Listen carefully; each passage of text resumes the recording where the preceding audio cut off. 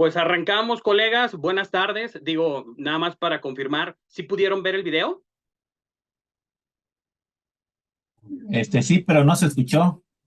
Ah, canijo. Bueno, no se preocupen. Ahorita se los compartimos, digo, para no quitarles más espacio de la sesión que tenemos el día de hoy. Para los que no me conozcan, colegas, mi nombre es Lino Mauricio. Soy el responsable del área de capacitación de consulta. Pues yo me dedico prácticamente pues a dar seguimiento al interés de nuestros futuros alumnos, a estar paso a paso con ellos dentro de un diplomado, dentro de un curso, y también soy en muchas ocasiones el canal que lleva, ¿no? Con los directores, con los socios fundadores, pues este tema de la consultoría, porque prácticamente todos estamos involucrados en algún tipo de desarrollo. Entonces, de verdad, quiero agradecerles el que estén aquí con nosotros. Para mí, siempre he dicho que el tiempo es invaluable. Es un recurso que no podemos volver a recuperar. Así que les agradezco muchísimo, muchísimo su asistencia.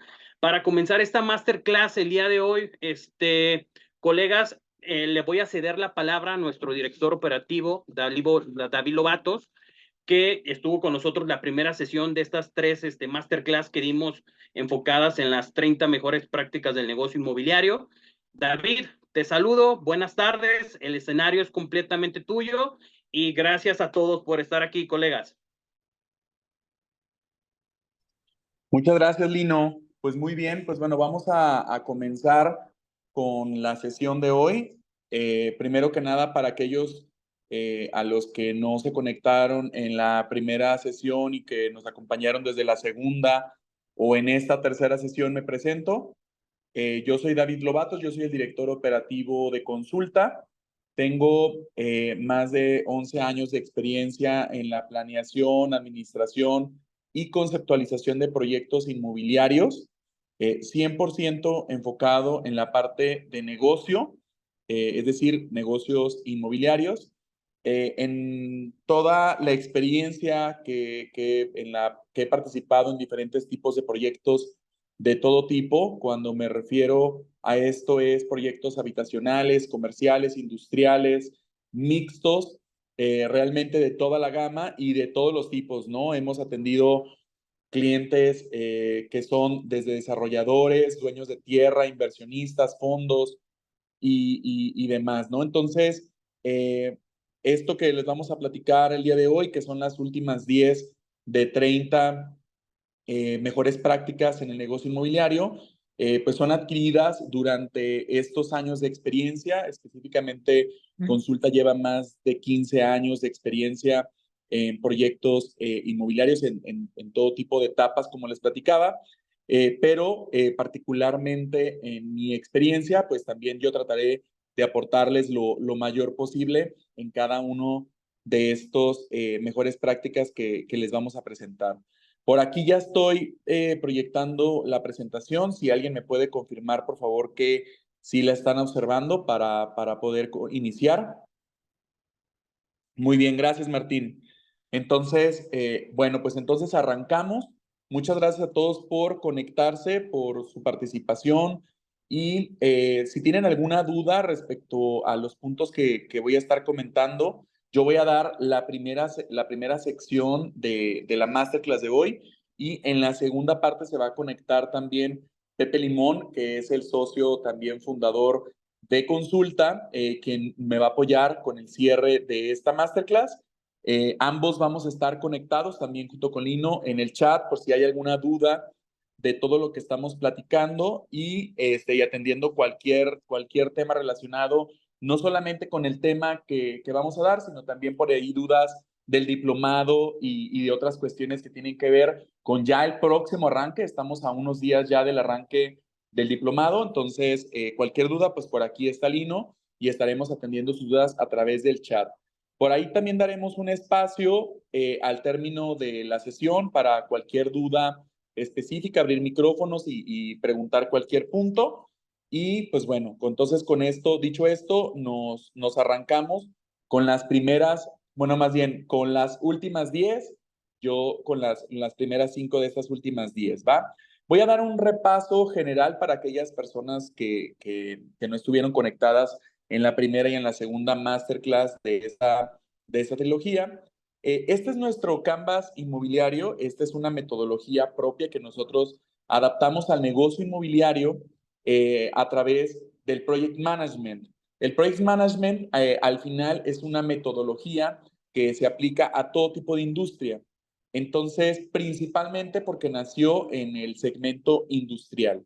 Entonces, el Canvas de consulta es una adaptación al negocio inmobiliario y lo que se busca es identificar todos los pasos por los cuales cualquier proyecto inmobiliario pasa durante el proceso de inicio, desde su gestación hasta el término de este proceso.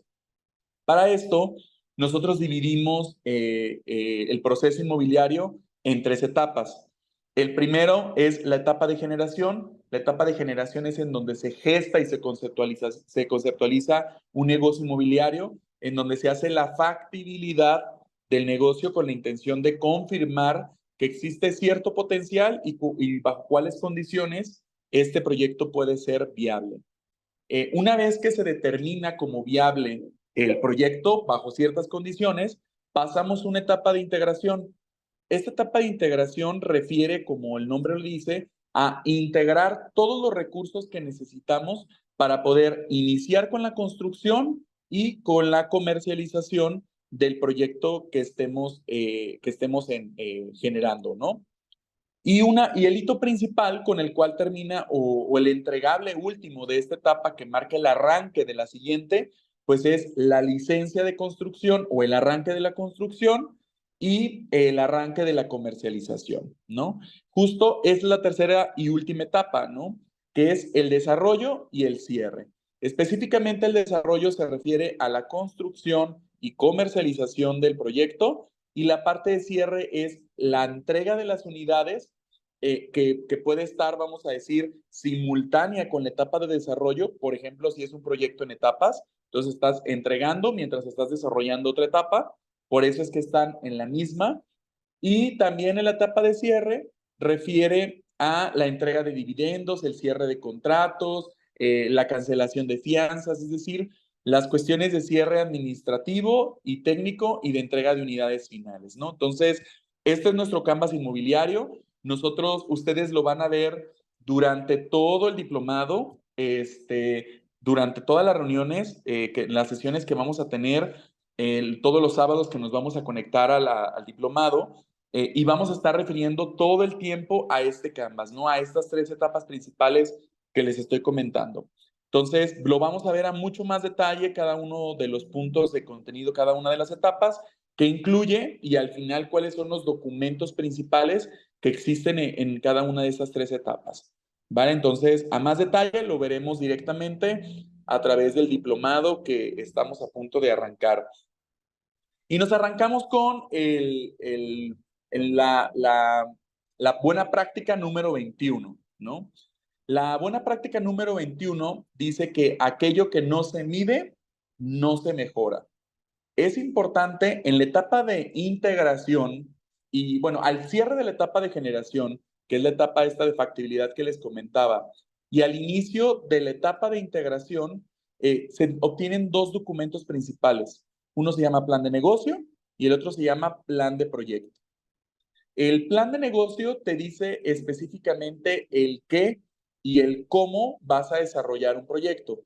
Cuando me refiero a qué, es que es una definición. En el plan de negocio se define específicamente qué es lo que vamos a desarrollar, es decir, cuál es el proyecto, cuáles son las características y cómo lo vamos a hacer a través de esta estrategia multifactorial que vamos a identificar también muy bien a detalle en el diplomado de todas las variables o los factores que es importante visualizar para gestar o para definir un proyecto inmobiliario, ¿no? Porque no solamente es hacer un estudio de mercado, no solamente es hacer un análisis financiero, sino también revisar cuestiones legales, revisar cuestiones de operación, de construcción, de tiempos y demás, ¿no? Entonces, durante el diplomado nos vamos a meter a mucho más detalle en estos puntos, pero el plan de negocio nos ayuda a determinar en la etapa de generación cuáles son aquellos objetivos principales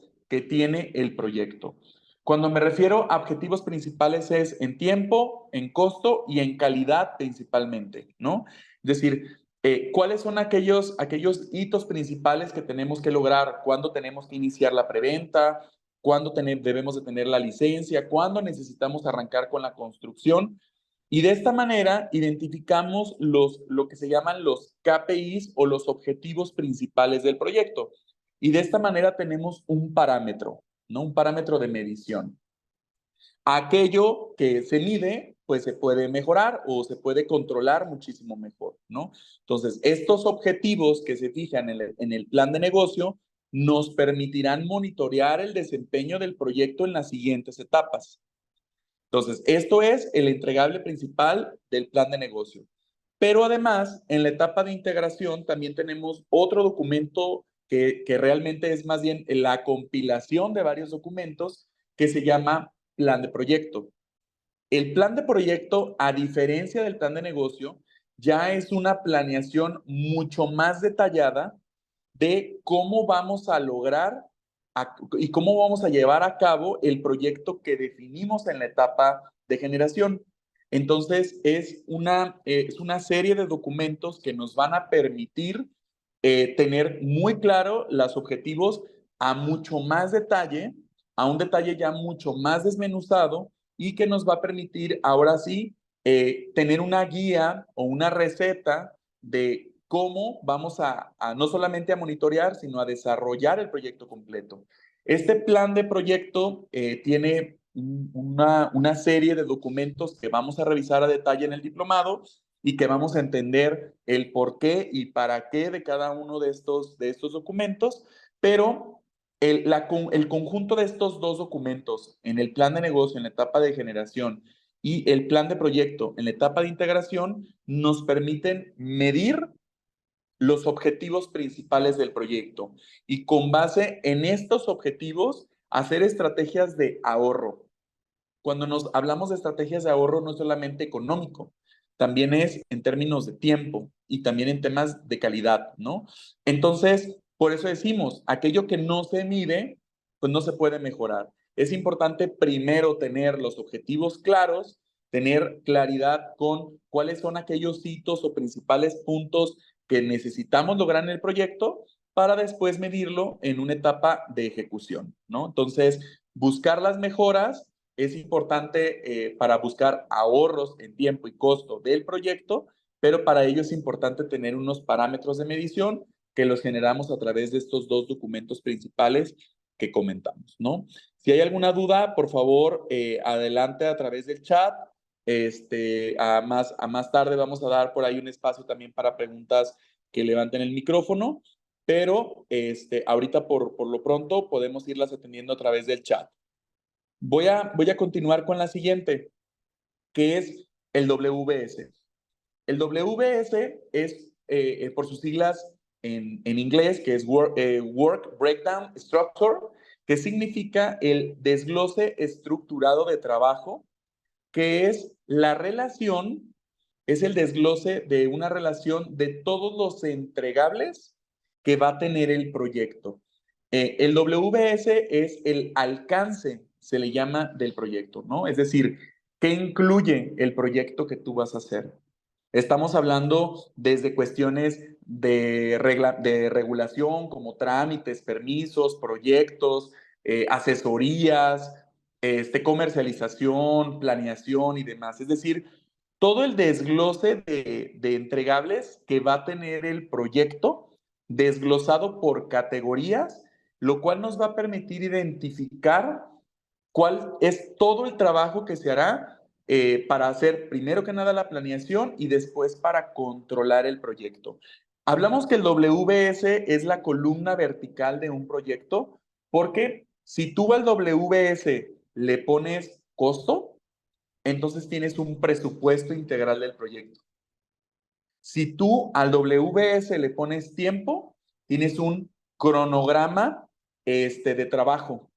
Y si a ese cronograma de trabajo que sale del WBS le pones costo, pues ya tienes un flujo, ¿no? Entonces, el WBS es la estructura base que tiene el proyecto para poder clarificar qué es todo lo que va a incluir un proyecto para llevar a cabo su ejecución al 100%.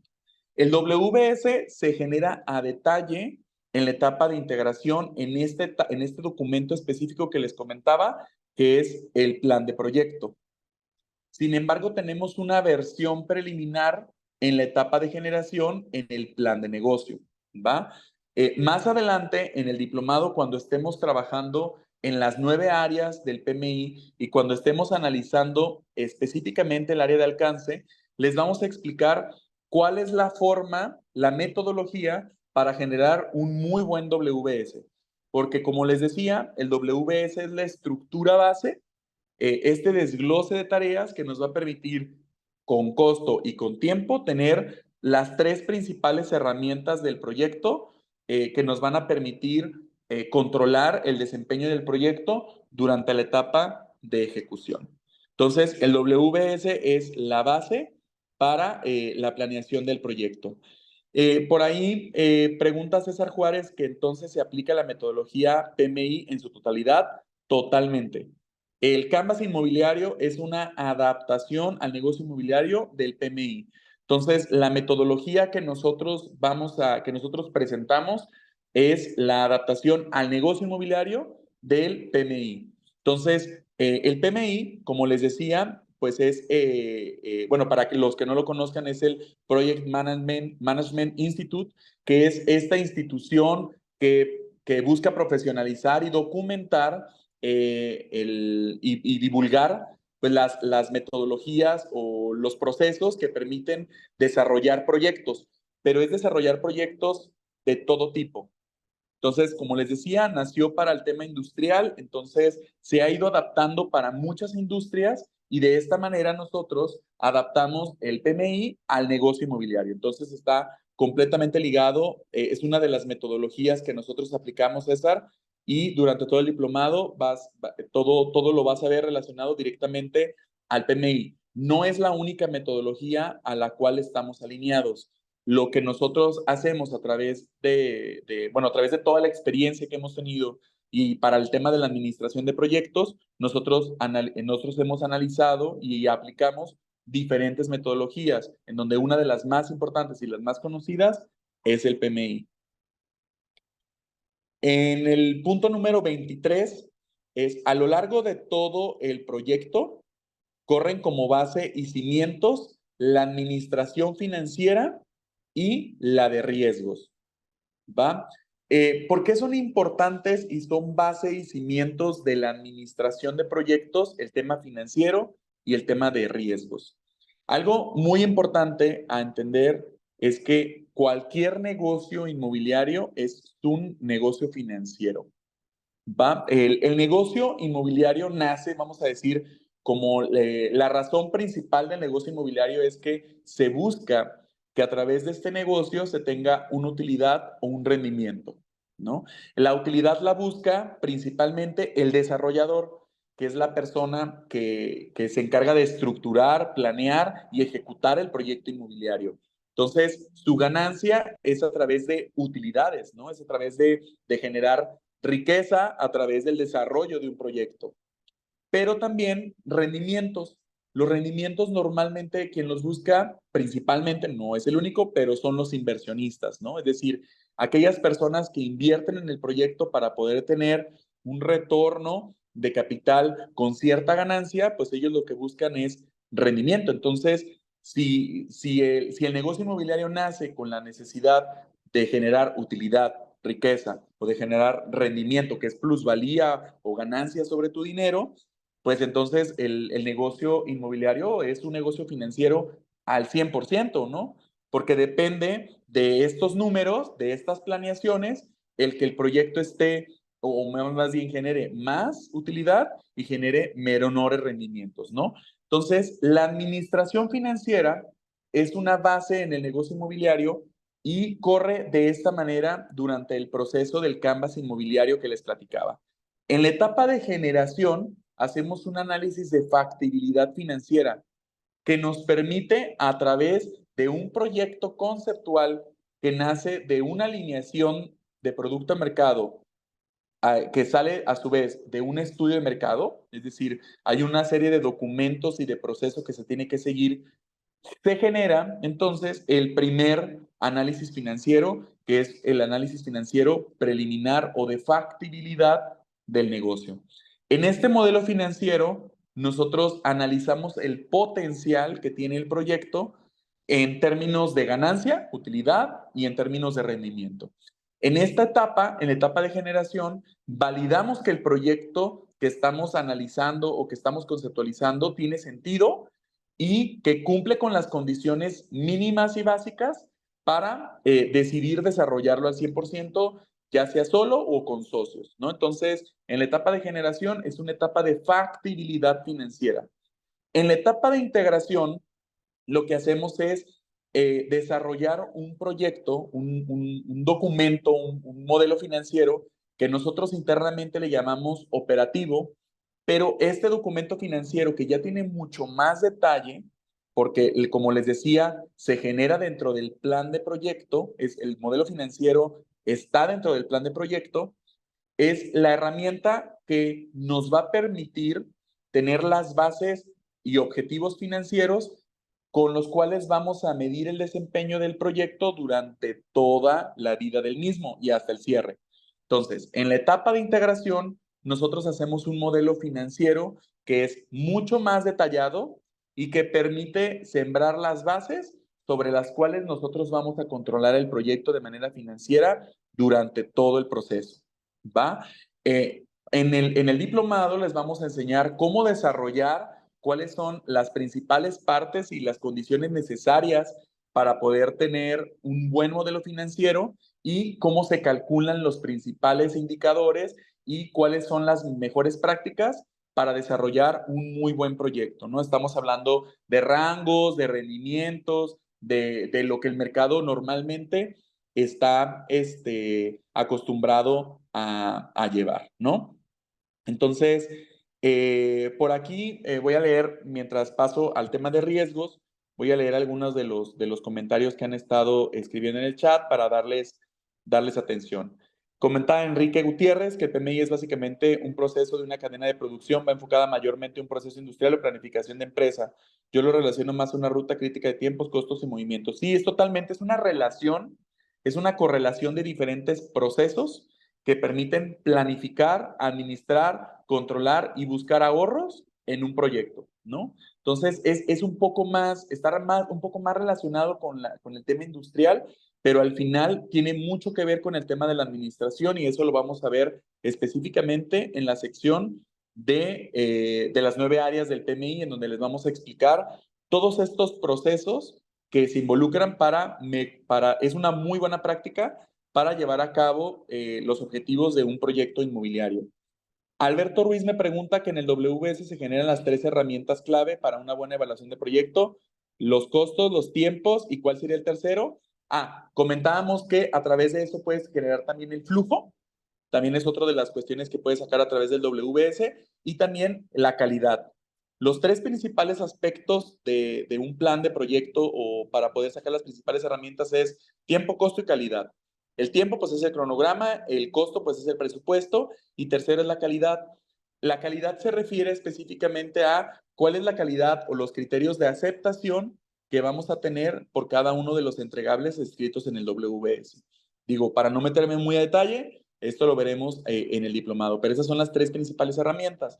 Pero hay otras, como el flujo, por ejemplo, que sale del costo, pero que también lo puedes tener del WS, como bien dice Enrique, un cash flow, ¿no? Entonces, como dice Enrique, también la etapa de generación es un análisis de factibilidad de inversión, completamente. Entonces, y en la etapa de integración, hacemos un documento que va a ser el parámetro de medición de la parte financiera durante toda la vida. Y ahora, nos vamos a la parte de administración, en la etapa de desarrollo y cierre. Lo que se hace aquí es una administración financiera, es decir, aquello que yo ya planeé, me encargo de que las cuestiones en términos de tiempo, los egresos y los ingresos vayan entrando o vayan mejorándose con base en el plan que yo hice en la etapa de integración y voy controlando y voy asegurándome que va igual o mejor de lo que yo lo planeé en la etapa de integración. Entonces, lo que se hace aquí es a través de una administración financiera. Aquí se llevan controles presupuestales, contractuales, de cambio y demás controles que nos permiten llevar una administración financiera correcta en el proyecto, que nos van a asegurar pues un éxito del proyecto, ¿no? En la parte de riesgos, también es como una parte de la base y también corre durante las 3 etapas del proceso de negocio inmobiliario. En la etapa de generación hacemos una identificación de riesgos con la finalidad de encontrar a través del análisis de factibilidad que se hace, cuáles son los principales riesgos que pudiera tener el proyecto en las siguientes etapas. Estamos hablando de una menor absorción, que tarden mucho en darme la licencia, pues que al final consiga inversionistas que me pidan más rendimiento, pues un trámite de cambio de uso de suelo y demás, ¿no? Entonces, en la etapa de generación, hacemos una identificación de los riesgos que nos permite tenerlos mapeados y controlados con la intención de después, en la etapa de integración, generar un plan específico de cómo controlar o mitigar para que esos riesgos no sucedan, ¿no? Entonces, a través de un plan de mitigación de riesgos, lo que vamos a hacer es hacer un plan de acción para que esos riesgos no se vuelvan un problema. Entonces, durante la etapa de generación identificamos, en la etapa de integración hacemos un plan de acción y en la etapa de desarrollo hacemos una administración de riesgos, que significa tenerlos primero que nada súper claros desde la etapa de generación, seguir el plan de acción y asegurarnos de que no se vuelvan un problema o, en su caso, seguir identificando riesgos. Algo importante a mencionar es que todos los proyectos tienen riesgos. El 100% de los proyectos tienen riesgos. Lo importante es tener una muy buena planeación de un plan de acción para poder mitigarlos y buscar estrategias para los cuales, insisto, estos riesgos no se vuelvan un problema. Porque una vez un problema, pues ahora lo que tienes que hacer es un plan de más de contingencia, ¿no? Y entonces, si no lo planeaste bien, pues entonces ese riesgo te puede costar o tiempo o dinero, ¿no? Entonces es importante la administración. Por eso es que los riesgos y la parte financiera es una base para toda la administración del proyecto de inicio a fin. En el punto número 24, los buenos acuerdos se deben establecer en excelentes y detallados contratos, con cláusulas de entrada y con cláusulas de salida, ¿no? A lo largo de nuestra experiencia en proyectos inmobiliarios de todo tipo, nos ha pasado que llegan muchos proyectos en donde pues llegaron a un acuerdo con el aportador de la tierra, llegaron a un acuerdo con un codesarrollador, es decir, alguien con quien estoy haciendo una alianza para desarrollar, o hicieron un acuerdo con inversionistas, pero no tienen nada escrito en ningún lugar, ¿no? Esto, por supuesto, es uno de los principales riesgos que va a tener el proyecto, porque en cualquier momento, por cualquier circunstancia, pues digo, la palabra se honra, pero al final que esté escrito en un buen contrato y que existan unas muy buenas cláusulas de entrada y de salida, permiten tener una seguridad legal para los demás involucrados en el proyecto, ¿no? Por ahí pues, me han tocado casos en los que de repente, como les decía, pues no hay un buen acuerdo con el propietario o con el aportador del terreno. Ya se están haciendo inversiones de estudios de factibilidad, de gestiones, de proyecto, y aún no se ha firmado un acuerdo con el dueño del terreno. Esto es un riesgo altísimo para el desarrollador porque en cualquier momento el dueño de terreno puede desistir de la aportación porque pues al final no existe una penalidad, no existe un proceso de salida y pues ahí se puede quedar atorado el negocio y se puede perder la inversión que el desarrollador haya puesto en ese proyecto, ¿no? Entonces es muy importante tener muy buenos acuerdos que se deben detallar en un muy buen contrato. Nosotros somos muy buenos, le damos muy buena publicidad al tema de los fideicomisos. Los fideicomisos inmobiliarios, que también lo vamos a ver durante el diplomado, le vamos a destinar bastante tiempo a la parte de fideicomisos inmobiliarios, es uno de los vehículos más seguros y más transparentes que existen para poder desarrollar proyectos inmobiliarios. Pero no solo el hecho de que exista un fideicomiso significa que entonces el proyecto ya es seguro, porque el fideicomiso es tan bueno o tan malo por cómo se redacte, ¿no?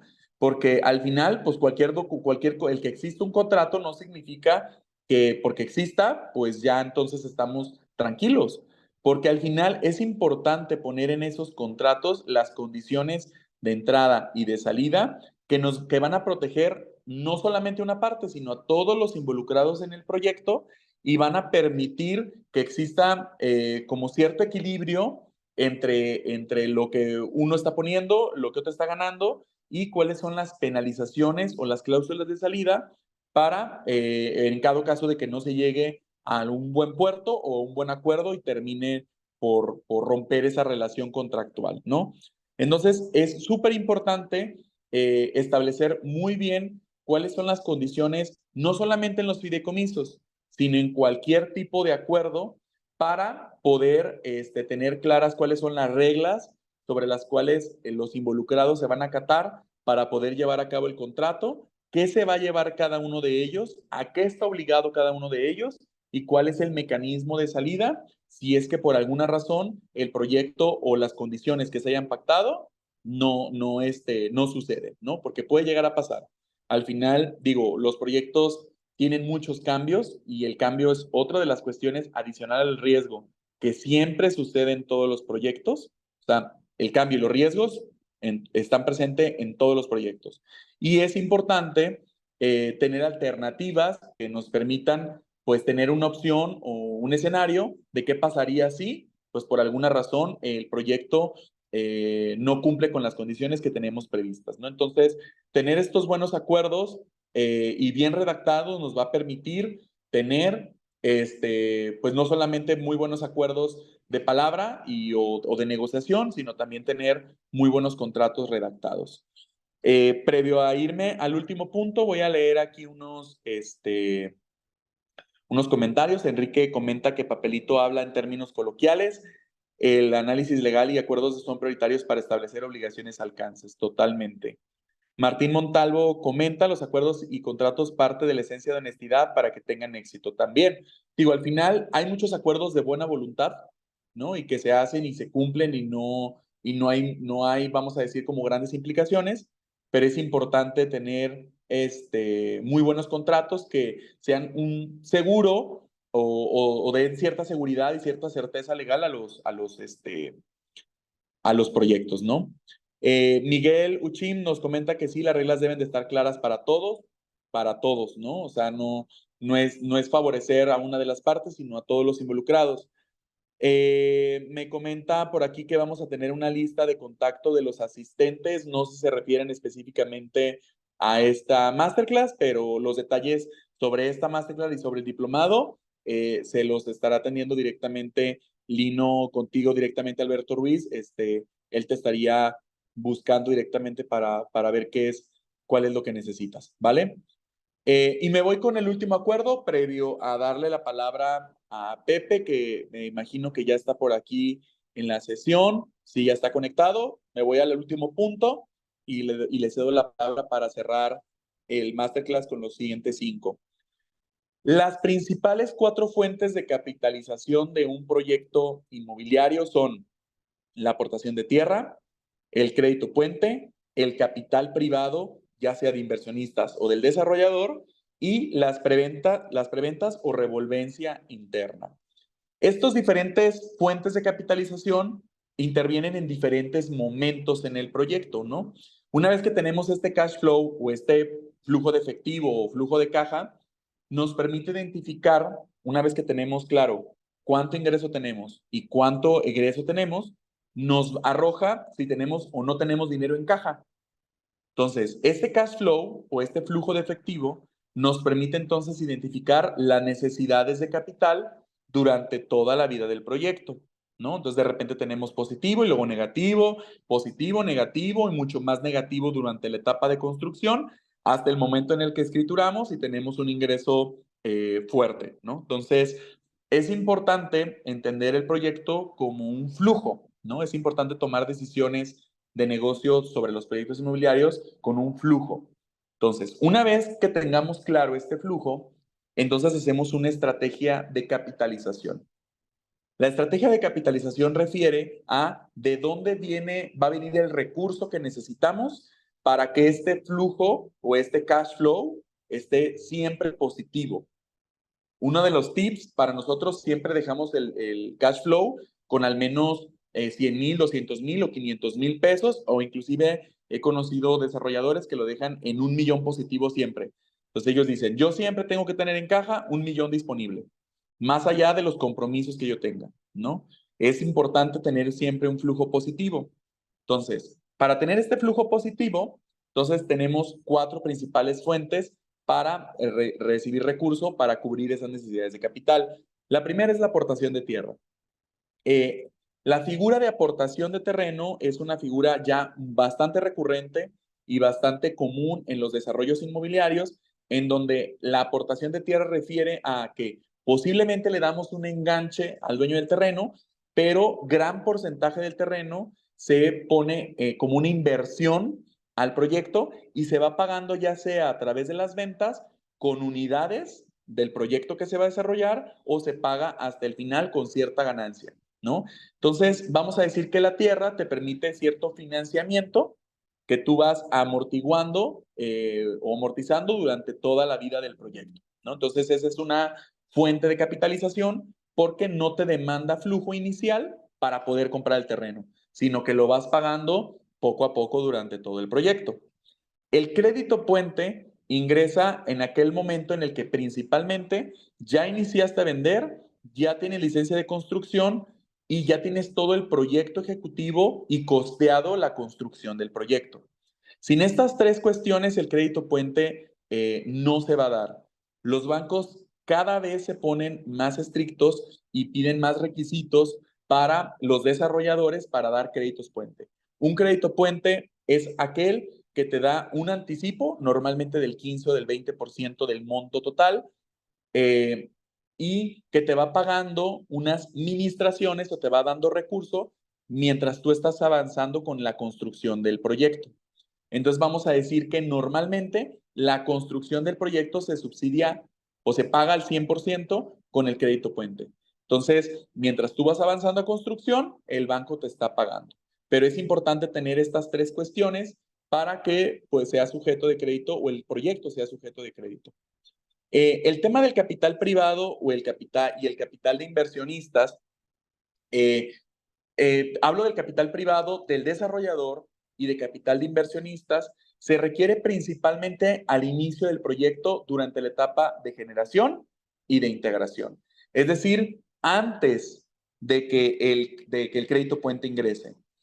Se tiene por ahí un parámetro que de la inversión total del proyecto, entre el 10 y el 15% se requiere capital privado, es decir, capital, dinero del desarrollador o aportación de inversionistas.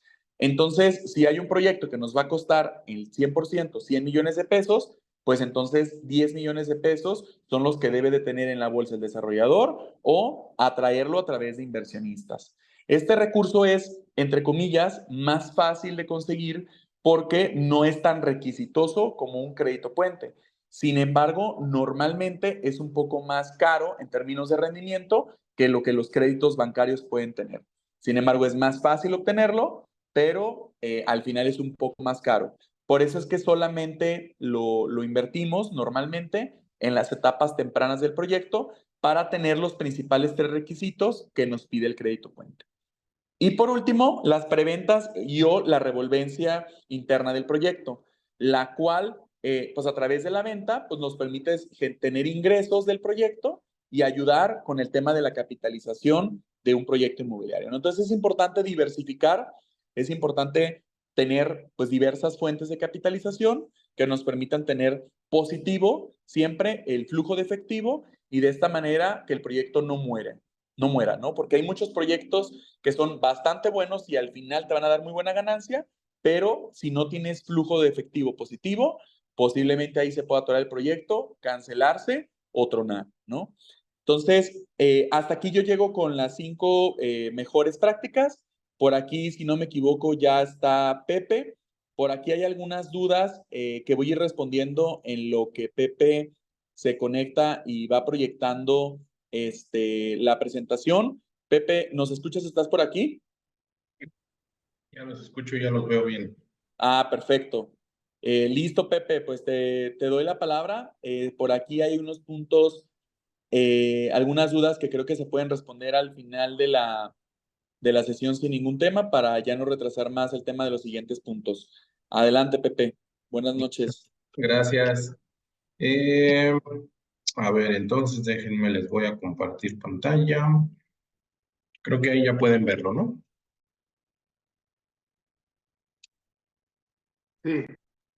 Sí. Va, muy bien. Pues bueno, este siguiente punto, esta siguiente mejor práctica, va mucho en relación a lo que estaba comentando ahorita David respecto de el capital, ¿no? O la estructura de inversión de un proyecto inmobiliario.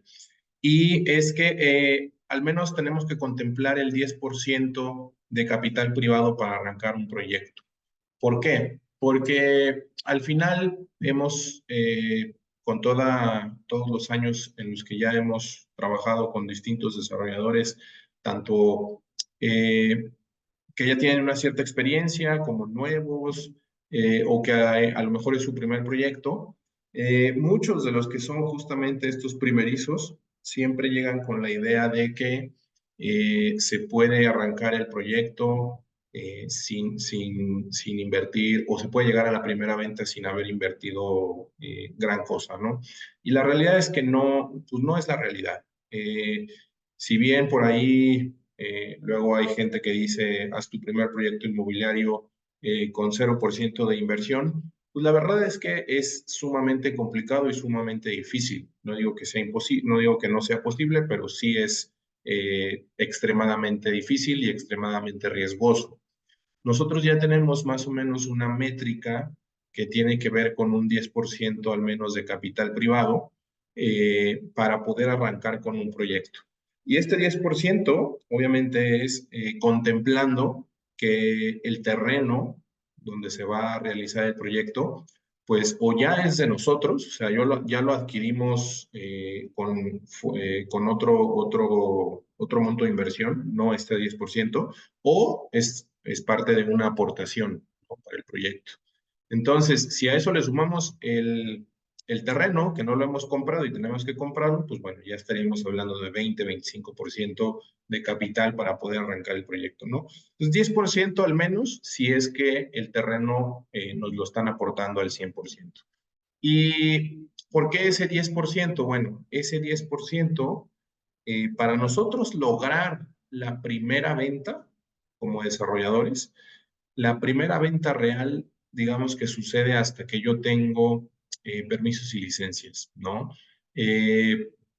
Esto en el caso de proyectos que tienen una etapa de preventa.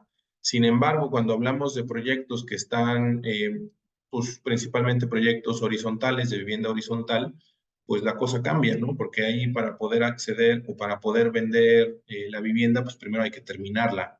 Entonces, usualmente pues también tienen un poco más de capital requerido, ¿no? Entonces, antes o previo a que entre justamente el crédito puente que también comentaba David en la práctica anterior. Este 10% ¿qué representa? Pues representa el proyecto arquitectónico, el proyecto ejecutivo, estudios, las ingenierías del proyecto, permisos y licencias, la planeación del proyecto, el estudio de mercado, el modelo financiero, etcétera, etcétera, ¿no? Entonces, difícilmente si no tenemos ese 10% del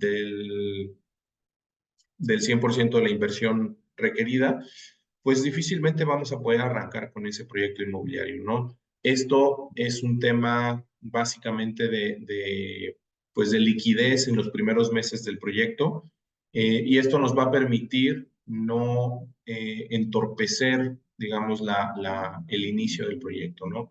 Recordemos, en sesiones anteriores creo que también hablamos del tema de la importancia del tiempo en los proyectos inmobiliarios, y justamente esto también nos garantiza que el proyecto esté avanzando en los tiempos necesarios, en los tiempos requeridos.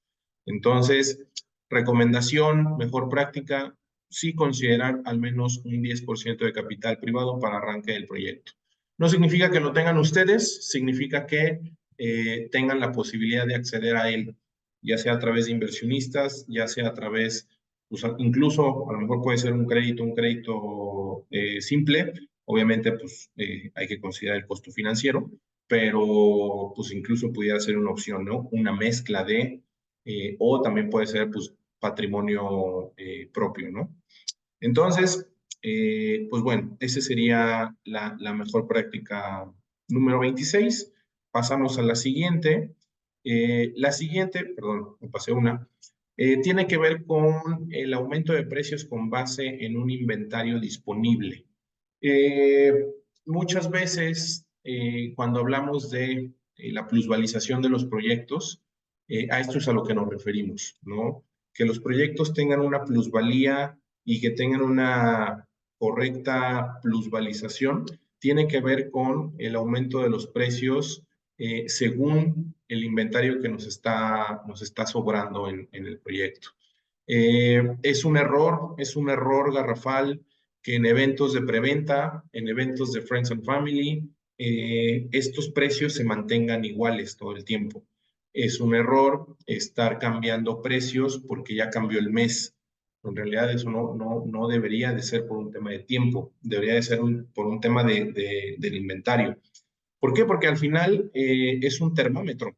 Esto de las ventas se convierte en un termómetro para entender si, por un lado, nos estamos saliendo de mercado o si estamos vendiendo demasiado barato.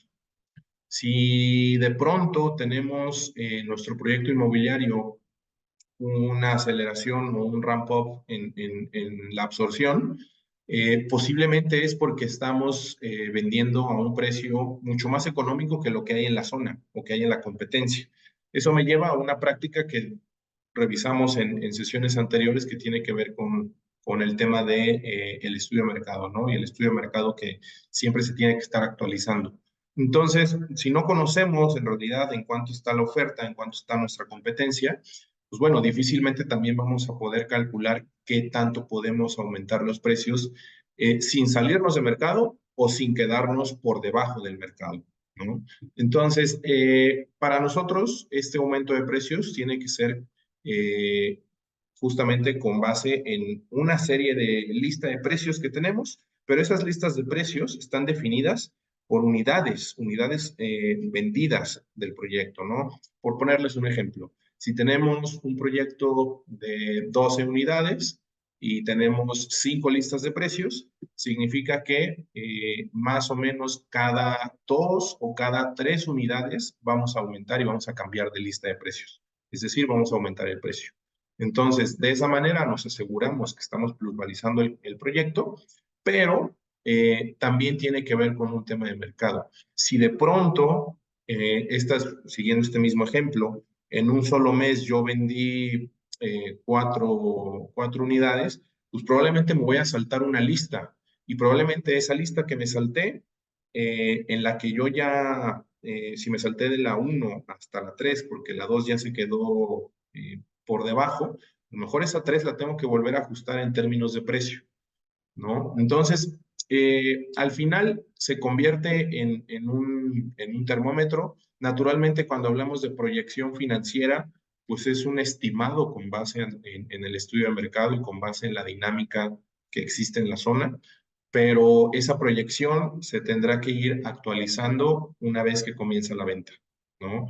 Entonces, no, tampoco son fijas, tampoco estos precios se quedan fijos, son precios que se tienen que ir moviendo y se tienen que ir actualizando. Luego, para seguir con la siguiente práctica, la número 28, este es un punto muy importante y es: los proyectos no mueren por una falta de rentabilidad, sino por una falta de liquidez. Lo platicó también David en una de las prácticas anteriores, y es justamente esta buena práctica de los desarrolladores de tener o de dejar un flujo positivo todos los meses de X miles de pesos. Pueden ser 100,000 o puede ser hasta el 1,000,000 de pesos que comentaba. Pero bueno, de cierta manera eso también es una protección contra esa falta de liquidez que pudiera tener el proyecto.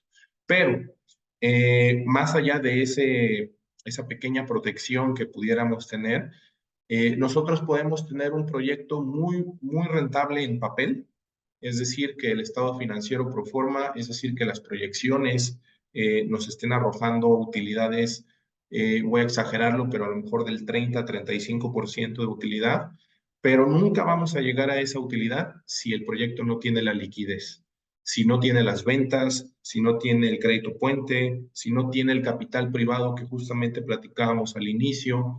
O sea, yo puedo tener un excelente modelo financiero y recuerden también lo platicábamos creo que en la primera sesión, pues en el Excel todos somos ricos, ¿no? Entonces, si ese modelo no está ajustado a la realidad, a parámetros de mercado, a la dinámica en la que estamos desarrollando el proyecto, y no preveemos justamente una necesidad de liquidez, entonces pudiéramos estarnos entrando en un riesgo latente o en un riesgo importante de falta de liquidez.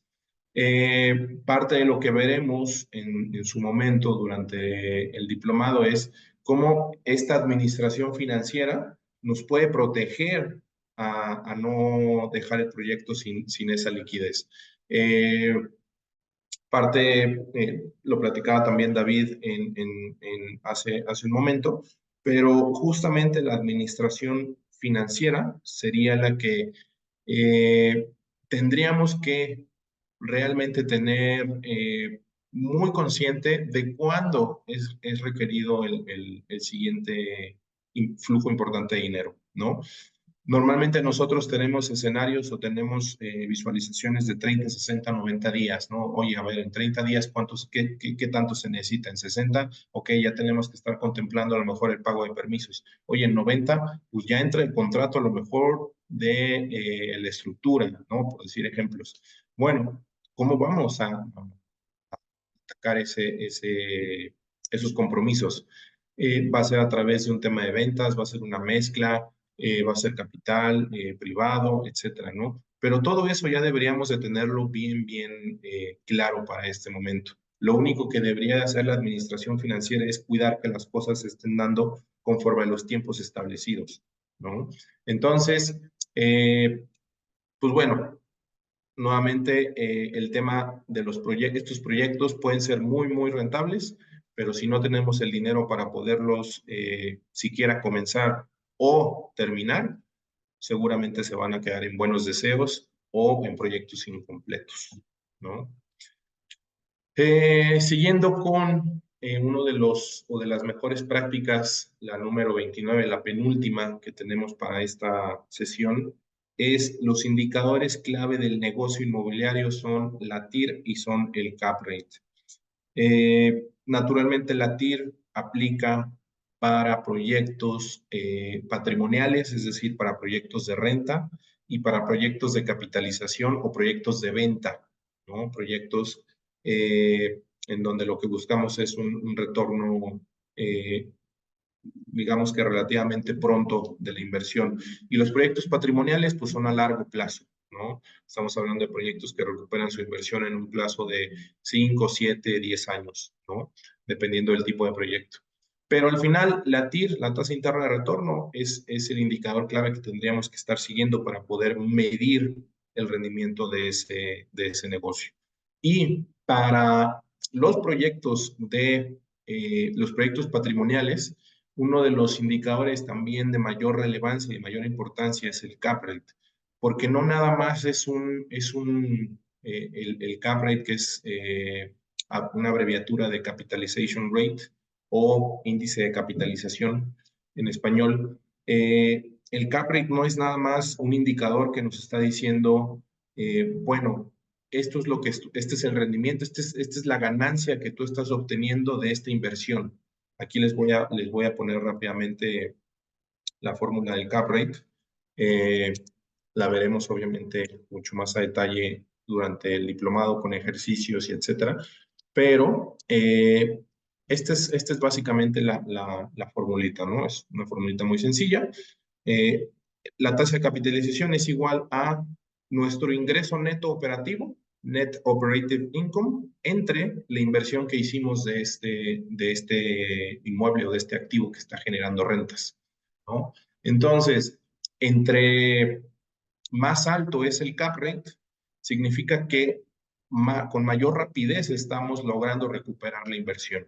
Es decir, si yo tengo un inmueble que me está generando 500,000 pesos de rentas anuales y ese mismo inmueble me costó 5 millones de pesos, significa que yo estoy generando un cap rate del 10%. Es decir, de manera anual, ese inmueble me generó el 10% de lo que me costó adquirir el inmueble. Naturalmente, buscamos que ese cap rate vaya creciendo conforme van avanzando los años. Pero también el cap rate es un indicador que nos puede determinar el riesgo del negocio.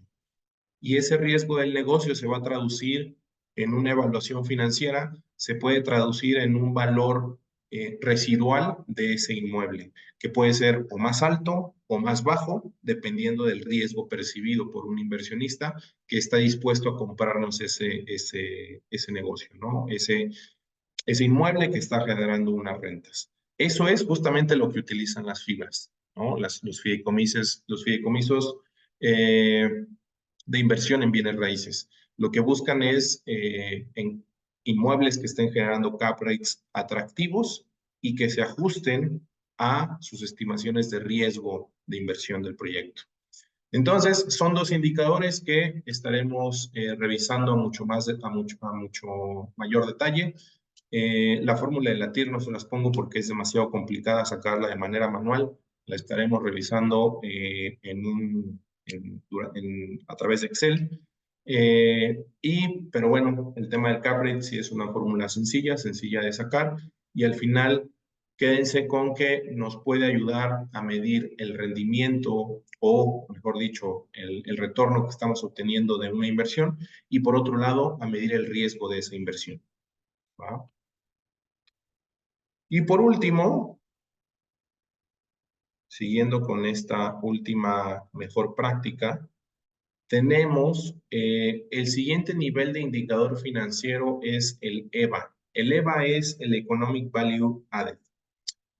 Cuando hablamos de EVA o de valor económico agregado, cuando hablamos de EVA, tenemos que hablar de distintos métodos o análisis de inversión. Digamos que el primer análisis de evaluación de proyectos es la utilidad, ¿no? Muy sencillo, pues cuánto margen de utilidad me va a dejar este negocio. Cuántos ingresos menos cuántos gastos, menos los costos, igual a una utilidad. Ese es básicamente el primer escalón. El segundo escalón tiene que ver justamente con el tema de la TIR y con el tema del cap rate. ¿Por qué? Porque aquí ya estamos metiéndole o sumándole el factor del tiempo y el factor de el dinero que necesito meterle a este negocio para entonces retornar la inversión. Y el tercero sería justamente el EVA. Ahora, el EVA, como lo dice el nombre, es el valor, esa es la palabra clave, valor económico agregado. Dependiendo también del tipo de negocio inmobiliario en el que nos estemos metiendo, ya sea de venta o de rentas, también el EVA tiene una distinción. Digamos que cuando hablamos de proyectos de venta, una forma de poder calcular realmente el EVA es básicamente si a nuestra utilidad le restamos el capital realmente invertido por nosotros, entonces ese es realmente el valor que estamos generando. Claro que la utilidad nos está dando un beneficio económico, pero el verdadero valor llega cuando a esa utilidad le estamos quitando un factor de costo de capital invertido por nosotros. Es decir, nuestro patrimonio o nuestro capital realmente invertido en el proyecto también tiene un costo financiero o debería de tener un costo financiero. Entonces, ese costo financiero justamente se lo tendríamos que restar a la utilidad.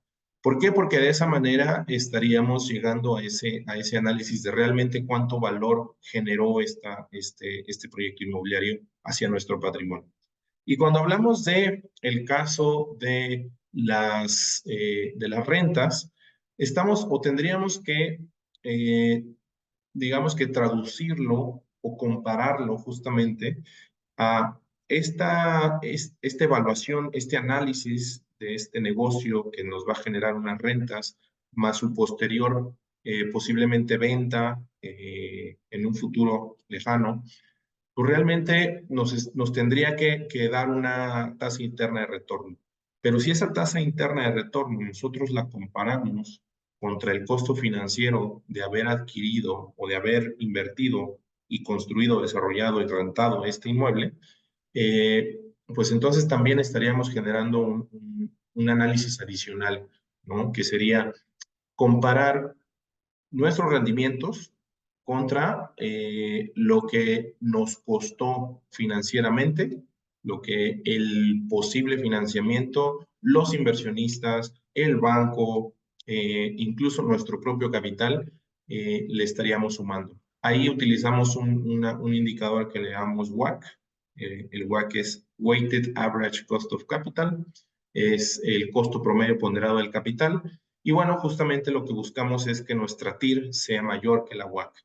Cuando estamos logrando eso, entonces estamos logrando un beneficio económico adicional para el proyecto. Si por el contrario estamos por debajo de esa WACC, posiblemente, no digo que sea una realidad, pero posiblemente estemos perdiendo o le tengamos que meter una inversión adicional que no estábamos contemplando. ¿Por qué? Porque tenemos que pagar un financiamiento que no se convirtió en el apalancamiento que pensábamos. De manera contraria se está convirtiendo en un lastre, ¿no?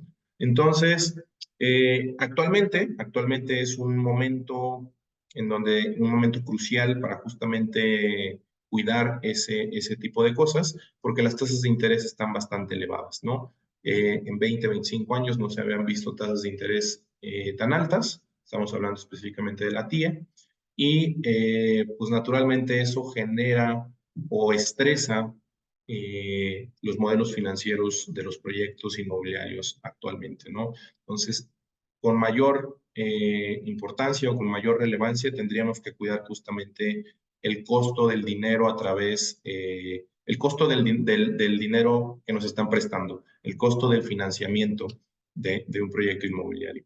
Entonces, con eso yo concluyo justamente estas 5 mejores prácticas que eran las últimas. Por ahí voy a rápidamente revisar las preguntas, a ver si hay algo.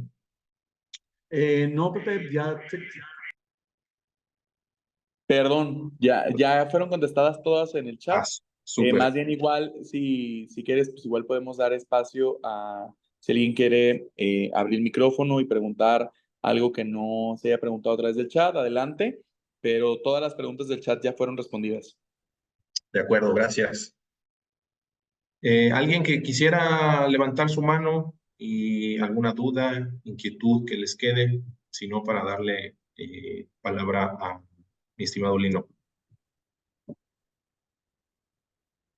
¿Nadie? ¿Todo clarísimo? Todo claro. Excelente. Perfecto, digo, pues muy bien, Pepe, muy bien, David. Quiero agradecerles el que nos hayan acompañado el día de hoy.